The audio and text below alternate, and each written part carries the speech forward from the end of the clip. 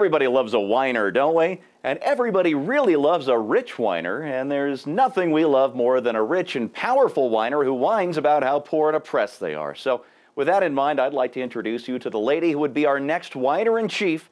But before I do, let me introduce myself, Steve Green, the show Trifecta, and my amazing co-host, Bill Whittle, and filling in for Scott Ott this week, Ebony Williams. All right, lady, gentleman, whether you're Democrat or Republican, left or right, red state or blue, I think you'll find the clip I'm about to show you just as distasteful as I did. Here's former Arkansas First Lady, former American First Lady, former Senator from the great state of New York, and former Secretary of State Hillary Clinton whining about how tough it was to be broke when her husband retired as President of the United States at the ripe old age of 53. Here she is.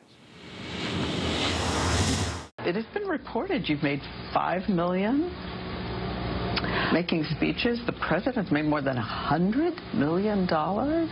Well, if you have no reason to remember, but we came out of the White House not only dead broke, but in debt. We had no money when we got there, and we struggled to, piece together the resources for mortgages, for houses, for Chelsea's education. It was not easy. Bill has worked really hard, and it's been amazing to me. He's worked very hard. First of all, we had to pay off all our debts, which was, you had to make double the money because of, obviously, taxes, and then pay off the debts and get us houses and take care of family members.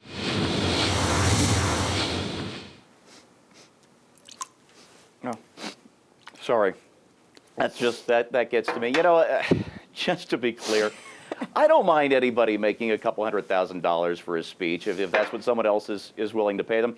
But Ebony, what this looks like to me is someone whose husband has a $200,000 pension complaining about how expensive it is to carpetbag her way into office while paying off the legal debts incurred by her husband's affair with a young White House intern. Or do you think I'm being unfair here? No, I don't think you're being unfair at all, Steve. This is nothing but rich people problems, and I wish I had them. Honestly, I don't know what the point of Hillary approaching it from this angle was. I don't know if she was honestly thinking people would sympathize with her. And like you said, this isn't even partisan. This is just, we are still living in a very depressed economic climate here in America. I don't know if she remembers that. So, yeah, I don't think a lot of people are going to feel sorry for poor little rich people these days. I'm sorry. Yeah, we've gone from I feel your pain to I have mortgages on houses, plural. Although, you know what? I also want to be clear that I don't mind anybody getting an $8 million book advance, Bill. I know it's a sensitive moment, like Hillary did upon leaving the White House, or even a $10 million book advance like Bill did upon leaving the White House. And I certainly don't mind anybody spending their hard-earned money, well, let's just say their earned money, on a couple of multi-million-dollar homes like the Clintons did in Chappaqua, New York, and on Washington, D.C.'s Embassy Row.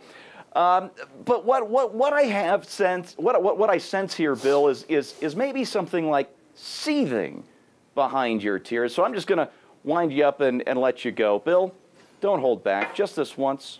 Tell us what you really think. I just need a minute. First of all, I think all of America can share in Hillary Clinton's pain as she penetrates that invisible glass floor that we've heard so much about. This woman goes everywhere. Wherever she goes, she's a leader. Ebony was talking about, a rich person's problem. Sometimes it's called a high-class problem. The term I've heard lately, the latest meme going around, Steve, is the struggle continues. The struggle continues with Hillary. On Instapundit earlier, I saw a little, one of these little meme things that basically said, yes, I had to give speeches so that I could afford a $1 million house just so I could run for Senate. It's an American tragedy. It's virtually the Okies in the Dust Bowl. But I think the thing that's really most interesting about this actually is if you watch the clip, when she's confronted with the fact that she made money, honestly, like instead of like on the cattle future where she made 100 grand or something in like a day, when she's confronted with the fact that she actually worked and gave speeches for money, The inner Alinskyite comes out immediately. Immediately. I can't have the perception that I'm a millionaire. Get out there. I can't have the perception that I went out and worked hard and made millions of dollars speaking. I must immediately go to my abject poverty as a senator and former first lady and share with the American people my true tale of hardship. It's so fascinating to me to watch these people who are, as they said in the report, Bill Clinton made $100 million speaking. Now, to the degree that he degraded the office to do it, and prior to going out and speaking degraded the office, it's one thing. But, you know, that's a living. That's earning your money. She can't handle it. She can't handle the idea that somebody out there might suspect that she's a millionaire because she decided to work for something. So here we go. We have to go right to the tale of poverty and woe. Poverty and woe. Oh, it's so sad, Steve. I can't bear to watch. Turn it off. There's nothing sadder than a grown man crying into his coffee. No. You know, folks, on Monday when this story broke, I thought I knew pretty much what I was going to say at the conclusion of this segment, but then a bunch of other stories came out on Tuesday morning when we're taping this.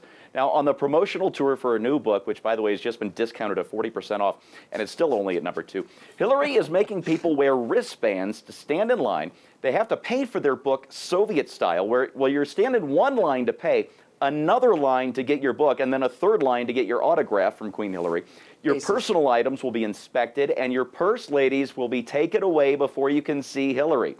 There will be no posed photographs, no personalized autographs, and no cutting back into line if you have to leave for any reason, like, well, I don't know, you have to go to the bathrooms, you've been sitting in line all day.